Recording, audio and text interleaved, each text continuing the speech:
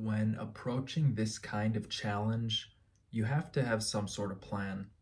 This is just too much. You can't possibly wing it. You have to come up with some sort of plan. How am I going to attack this thing, this huge task? If I was to live a million years, I could do a push up every year and I'd be good.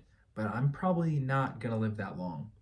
And that means I have to do a lot more than one push up a year if I want to do this within my lifetime.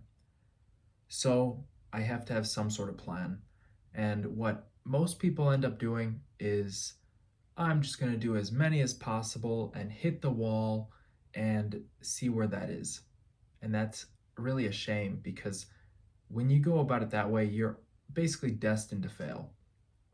But if you decide, I'm going to pace myself, I want to see how much I can do right now, that's a really good place to start.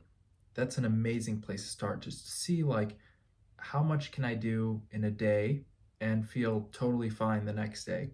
How much can I do and feel a little sore? How much can I do that would like maybe put me out of commission?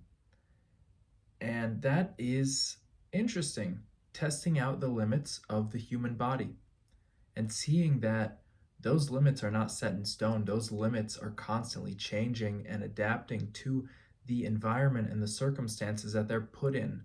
When they're put in an environment that is stale and dusty and there's not much going on, well, it's going to deteriorate just like everything around it. But if it's put in an environment of adaptation and growth, and it'll reflect that as well, which is why we have to approach these kinds of things and life in general with some sort of plan. What do I stand on? Where's my foundation? And what can I build on from here? I wanted to talk today about how I actually take on this challenge, how I am working day to day to achieve victory in this challenge. It's very simple.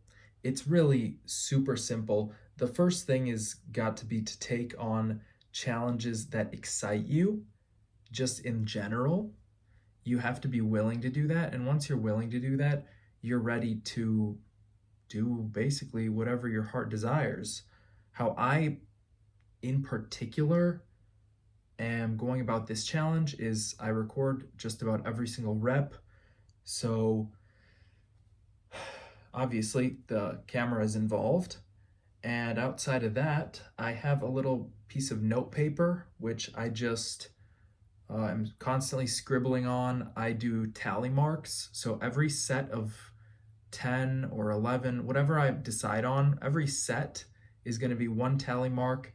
And if I want to do 250 push-ups, like here, I did 260, I have 26 tally marks. And it's a rough, like general amount. Sometimes I do push-ups without writing a tally mark. It's just to keep me with a general idea of how much have I done today? How much, where am I at? And I like that quite a lot because it's not too much investment and it's just a little bit of work to keep me involved throughout the process. Now, I'm also, recording this, so I have to edit all my clips down, and then I count how many sets I have, how many total videos I took, how many reps per video. So I go through each video, I count out every single rep, and write it all down in a notepad, and yeah, that's how I figure out my total. So I see today I did 26 sets of 10, 260 push-ups total. I started at 43,789. I did 260, and now I'm at 44,049 push-ups completed.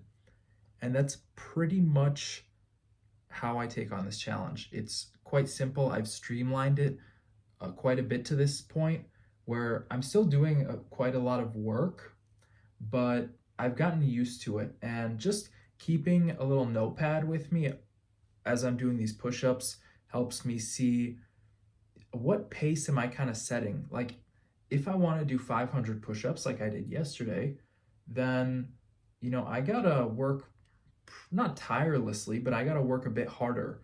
And I gotta see, like, okay, did I do at least 100 push-ups in an hour? Good. Did I not?